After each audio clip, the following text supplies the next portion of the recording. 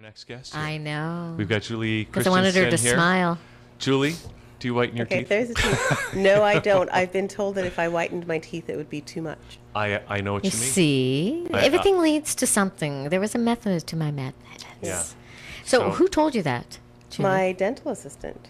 It'll be too much because your teeth are already so white? Apparently. And did she say you don't want to be like Ross from Friends? She said that whenever I go on TV, if I smile and my teeth are overly white, I'll blind people. So Yeah.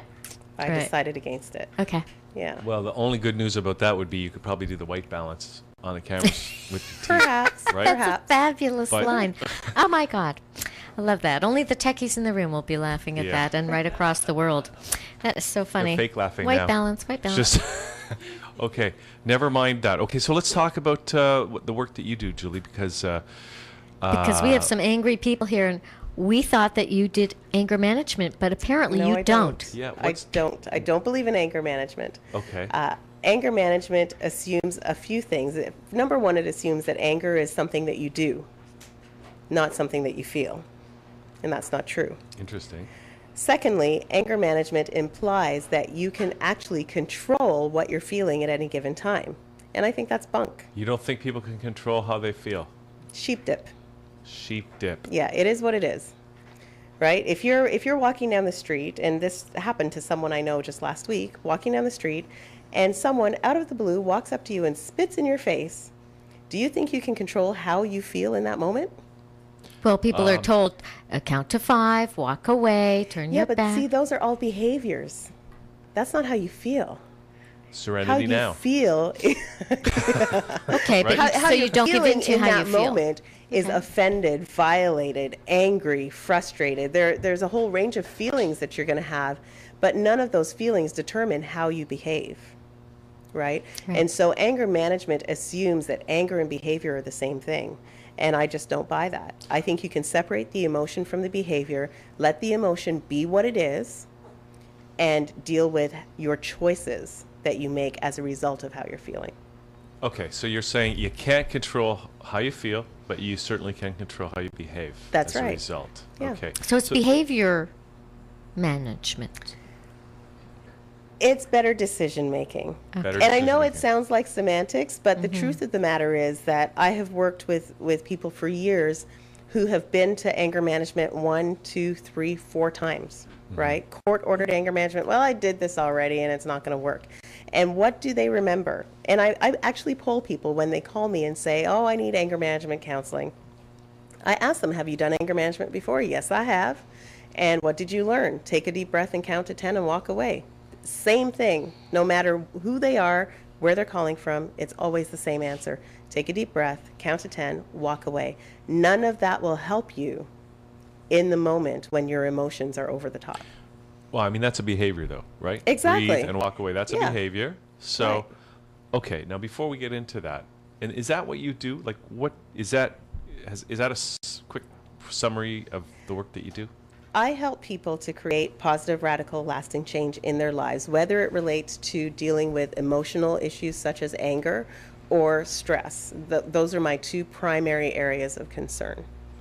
And so most people come to me and they will say, well, you know, I'm having challenges in my marriage, or something's going wrong at my workplace, and I have all this anger and it's built up inside, and I don't know what to do about that. And so we go through a process whereby they come to understand what anger is, how it develops, how they can express it in a way that's appropriate so that they can get resolution as opposed to management. See, management is not for people. Management is for systems, right? Interesting. We manage equipment. We Right. manage our time. We manage our time, and well, not really. We manage how we spend our time. We can't manage time itself because time moves on whether we want it to or not. But we can control how we spend our time, and we call that time management. But when it comes to emotions, we don't control our happiness, and we don't manage our happiness. You know, today I'm only going to be sort of happy, not all the way happy. And tomorrow I'm going to be over the top ecstatic. That's ridiculous. well, You know, we would actually, never I've say met that. people like that. Yeah, and they're walking but around they're going, not- I they're feel not- great, even though they're you not know they quite don't. right. I'm great. Everything's Like, there's great. something else going on there when they're doing that. They're just masking. No kidding, But, yeah. you know, how you feel is how you feel. And I think anger management, the term, has caused people to think that being angry is in and of itself a bad thing. And it's not, right? Being angry is just being angry.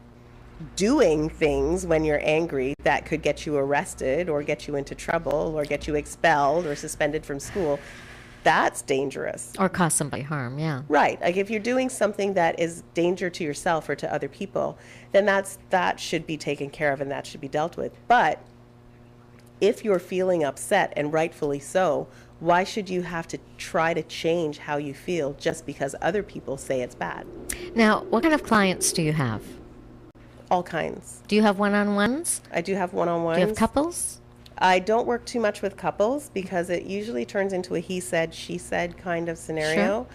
And then I have to threaten to fire them. And what happens if, I mean, sometimes there's actually a couple who says, he hit me, and he says, I did hit her. Then that's something that has to be addressed to the authorities, right? Well, or the therapist. Or the therapist. I mean, because she doesn't want to bring charges. She wants but if him there to is curb abuse, his anger. If there is abuse in a relationship, then I'm duty bound to report that as a counselor. So, yeah. So, if there is abuse, especially if there are children involved, then absolutely I have a responsibility to notify the authorities, and that's outside of my control. Mm-hmm. Right. So how did you get into this particular line of work?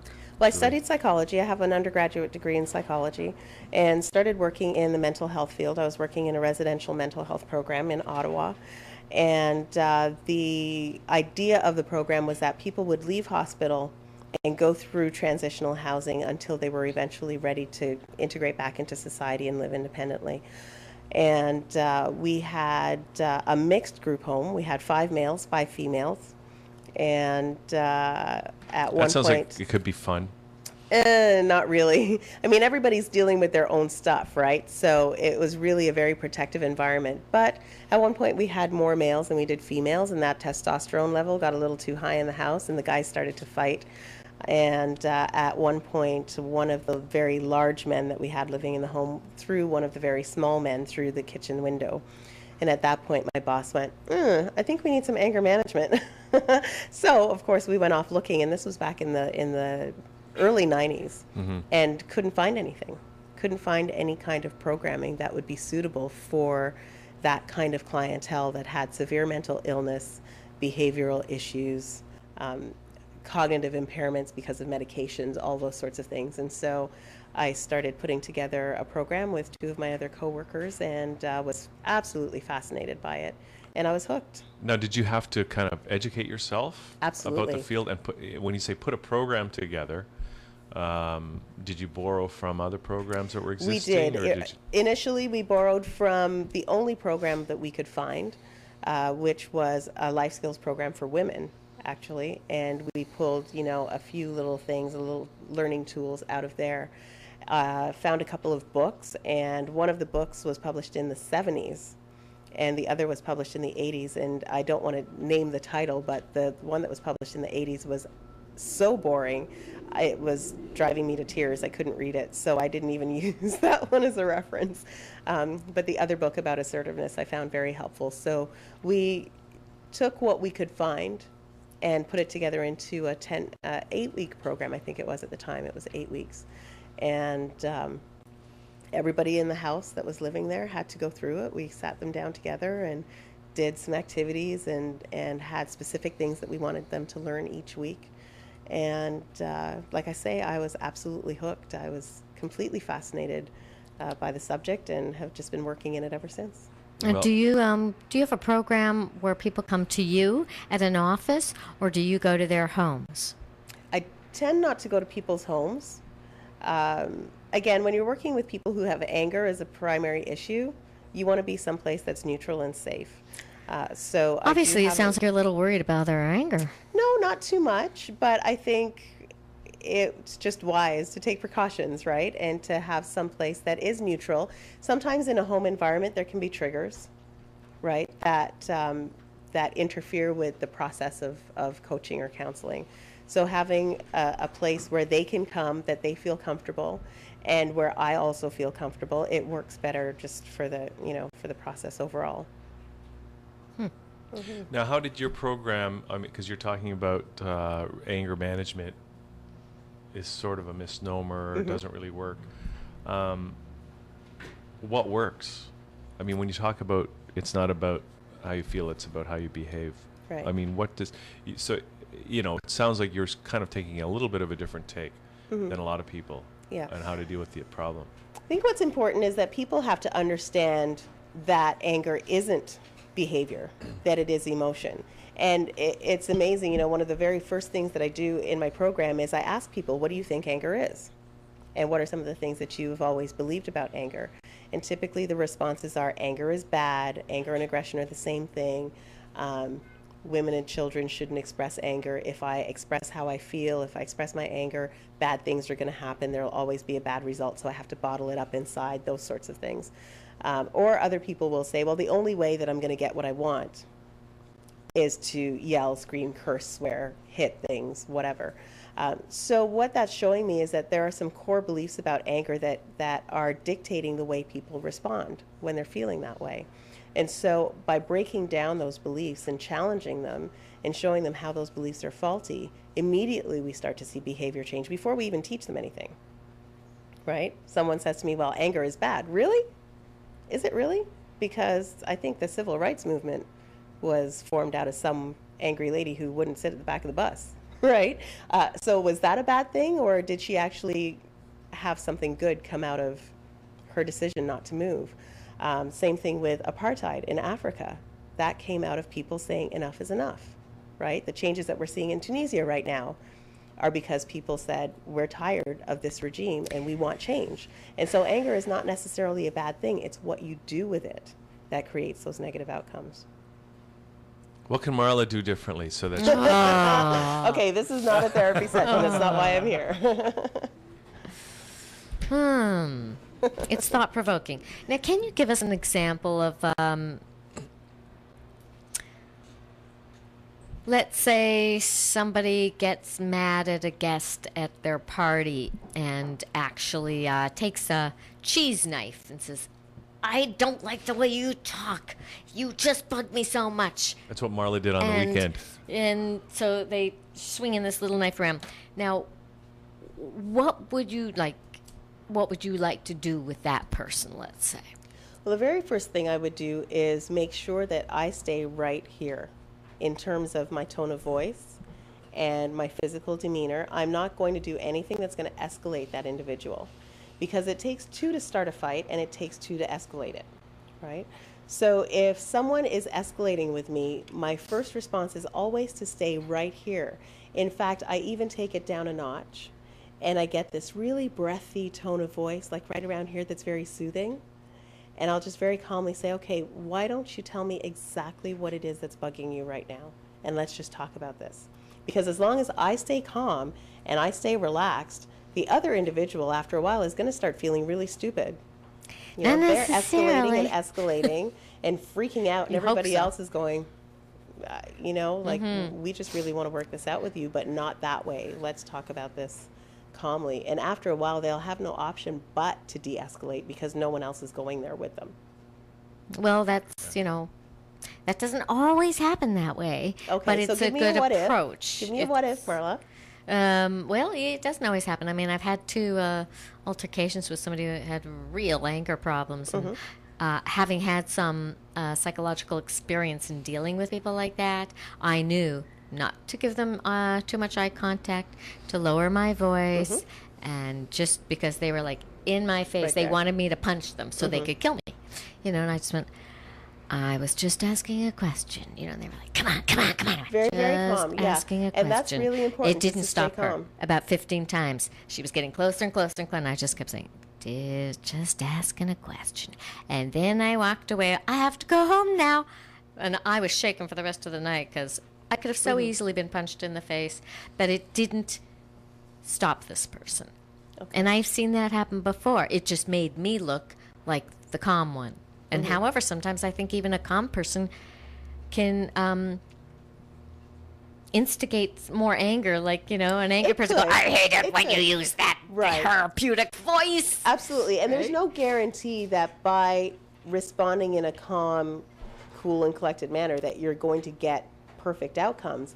But it definitely increases your chances as opposed to getting back in someone else's face and trying to escalate things, right? I think the other thing too is that if you know the person, sometimes that gives you an edge because you may have an idea of what they need and what kinds of things get them riled up. And you may also have some keywords or some ways that you know that you can de-escalate them. Let me give you an example. Back a few years ago, my husband and I took a group of young people to Belleville for a conference. And we were basically, for all intents and purposes, we were their chaperone. And we took them out to McDonald's after an evening event, and we were all out there, and we were standing in line, and the line was kind of confusing. It wasn't set up very nicely, and there was a fellow in another line, looked like he was with a group of other people. So when that group of people went up to order, he kind of moved up with them, and so when the next till opened up, we went over to that till. Apparently, he was not with them and got very offended by this, and I think he was a little spun out on something as well. So he started off by pushing me, which is a no-no. My husband is almost 9 inches taller than I am. So when someone pushes his wife, who from his perspective is really tiny, then he right away gets into, you know, protective mode. So he wanted to move forward, and I said, you know what, it's not a big deal. We made a mistake. This guy was next in line. Let him go. Let him do his thing. So he ordered. Then we went up to order. Fella comes back and decides that he wants to get in my husband's face. My husband is 6'2.5", all right? So he starts getting in his face and trash talking and all this kind of stuff. And my husband is standing there and he's looking at this guy and he's trying to process, like, really? Do you think that you can take me? Because I don't think you can, you know? So he's getting more and more agitated, and we're very, very calm, and this fellow is escalating.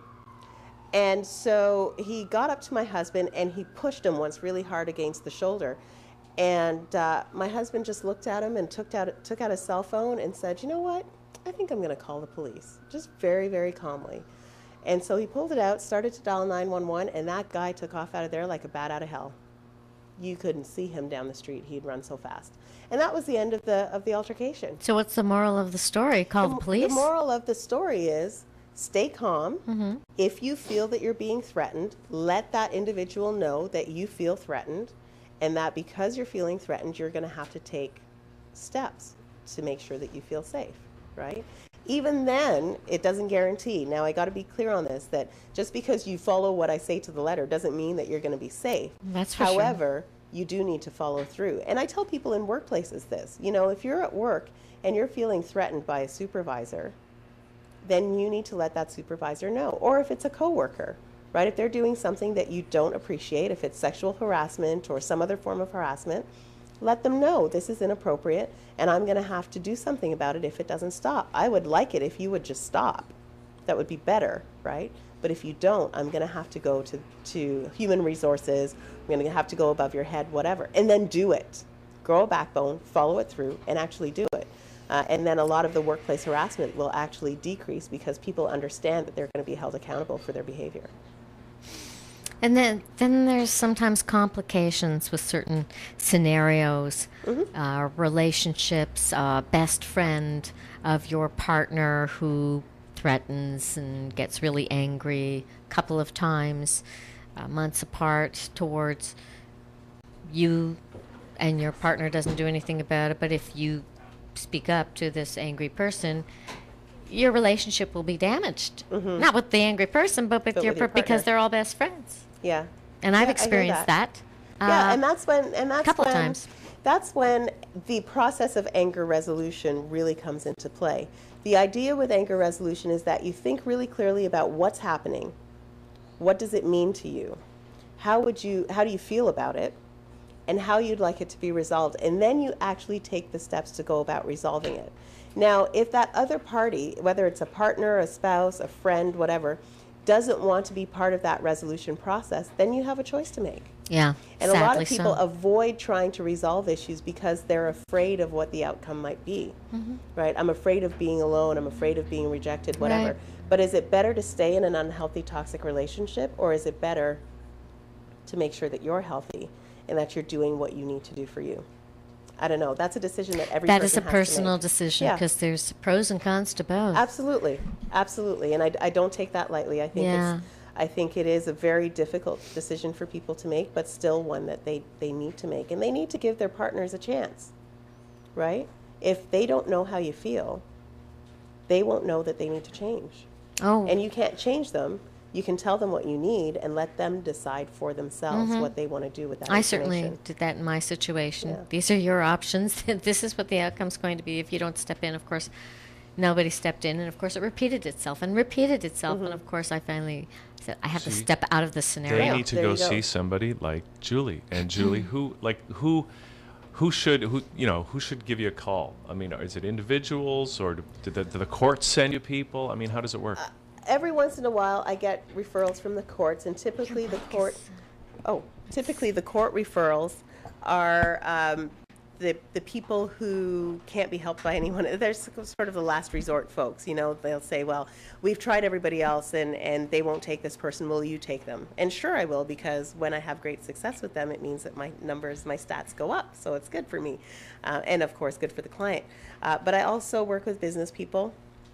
Actually, my primary client up until just recently has been male entrepreneurs in their 60s, late 50s, early 60s, who are doing quite well for themselves in business, not so good on the relationship side. And so they want to achieve that balance. But is it an anger issue or other issues? For the most part, it's an anger issue that manifests itself whenever anything goes wrong. So Right. could go wrong in the business, could go wrong in a relationship, could go wrong on the hockey arena, wherever. And everything seems to spill out as anger. And really what that is just a culmination of years and years and years of not coping effectively with emotions. Well, you mentioned the hockey arena. Maybe they're talking about banning fighting in the NHL.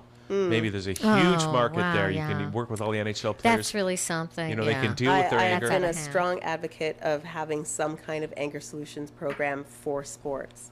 I mean, just the fact that Sidney Crosby is out and still can't even sit up and watch television because of the intensity of his concussion, I think should be a huge wake-up call that someone that talented could possibly have a career-ending injury this early in his career. It's sad. I used to watch hockey as a child. I mean, not religiously, but you know what I mean. And I see it now at the gym on the TV, and I'm appalled. I'm actually sickened. I can't watch it. And I just tell people, and people say, "Do you like hockey?" I said, "You mean boxing with skates?" I said, "It's repulsive to me. I actually prefer to see basketball and football. I find football players are much more courteous to each other. When once they tackle, they help the guy up. Hey, Right. buddy, because he did his job. His job is to knock him out. But they picks him up. He doesn't try to Yeah. do. It's just I can't believe it's gotten this far. Yeah, even all in because amateur of money. hockey. In women's hockey, there was an incident quite a few years ago, actually happened in Niagara where I live. And there was a female player who she checked another player because there was a legal check earlier in the play. She checked her illegally, and when the girl went down, that wasn't enough that she had hit her and knocked her down. She stepped on her head with the ice skate. And for that, she got criminal charges. Wow. And the other player, of course, that ended her career before she even got to, do anything like the Was Olympics the or woman anything like wearing that. a helmet?